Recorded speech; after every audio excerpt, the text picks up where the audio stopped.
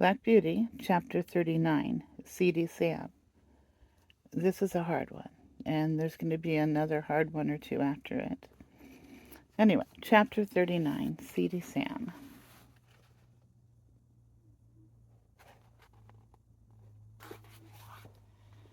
I should say that for a cab horse I was very well off indeed. My driver was my owner, and it was his interest to treat me well and not overwork me, even if he had not been so good a man as he was. But there were a great many horses which belonged to the large cab owners, who let them out to their drivers for so much money a day. As the horses did not belong to these men, the only thing they thought of was how to get their money out of them, first to pay the master, and then to provide for their own living. And a dreadful time some of these horses had of it. Of course I understood but little, but it was often talked over on the stand, and the governor, who was a kind-hearted man and fond of horses, would sometimes speak up if one came in very much jaded or ill-used. One day a shabby, miserable-looking driver, who went by the name of Seedy Sam, brought in his horse looking dreadfully beat, and the governor said, "You and your horse look more fit for the police station than for this rank." The man flung his tattered rug over the horse, turned full round upon the governor, and said in a voice that sounded almost desperate, "If the police have any business with the matter, it ought to be with the masters who charge us so much, or with the fares that are fixed so low. If a man has to pay 18 shillings a day for the use of a cab and 2 horses, as many of us have to do in the season, and must make that up before we earn a penny for ourselves, I say 'tis more than hard work. 9 shillings a day to get out of each horse before you begin to get your own living. You know that's true, and if the horses don't work, we must starve, and my children have known what that is before now.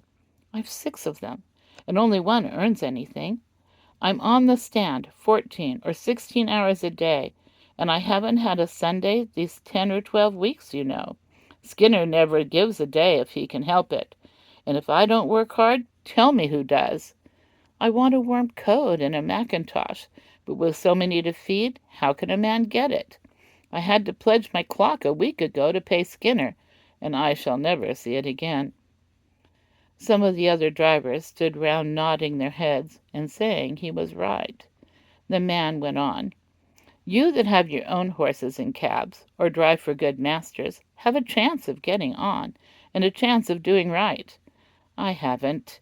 We can't charge more than 6 pence a mile after the first within the 4-mile radius. This very morning I had to go a clear 6 miles, and only took 3 shillings. I could not get a return fare, and had to come all the way back.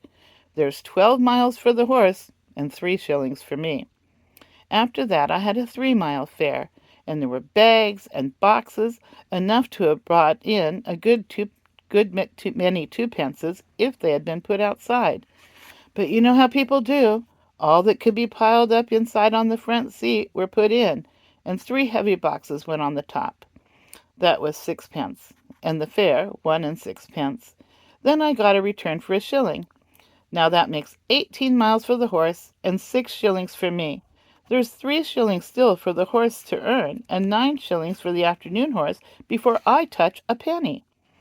Of course it is not always so bad as that, but you know it often is, and I say it is a mockery to tell a man that he must not overwork his horse, for when a beast is downright tired, there's nothing but the whip that will keep his legs going.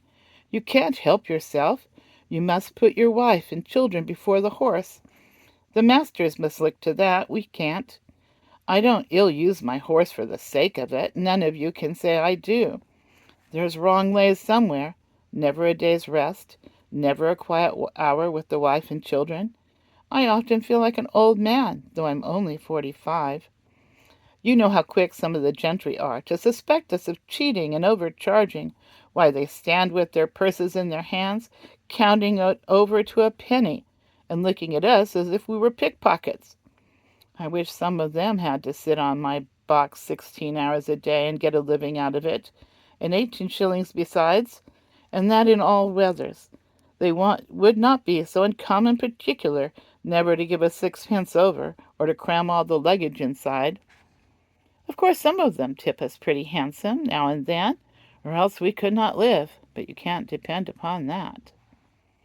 The men who stood around much approved this speech, and one of them said, "It is desperate hard, and if a man sometimes does what is wrong, it is no wonder, and if he gets a dram too much, who's to blow him up?"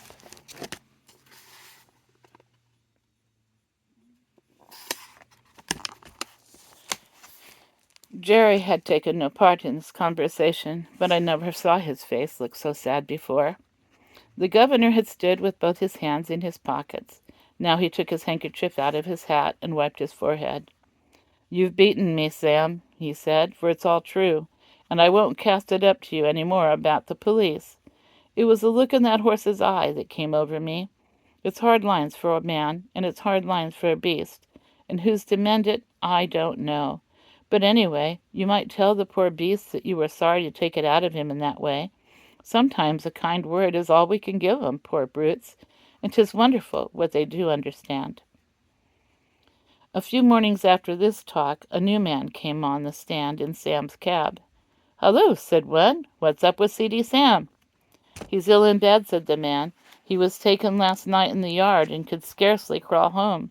His wife sent a boy this morning to say his father was in a high fever and could not get out, so I'm here instead." The next morning the same man came again. "How is Sam?" inquired the governor. "He's gone," said the man. "What? Gone? You don't mean to say he's dead?" "Just snuffed out," said the other. "He died at 4 o'clock this morning. All yesterday he was raving about Skinner, and having no Sundays. 'I never had a Sunday's rest.' These were his last words." No one spoke for a while, and then the governor said, "I'll tell you what, mates, this is a warning for us."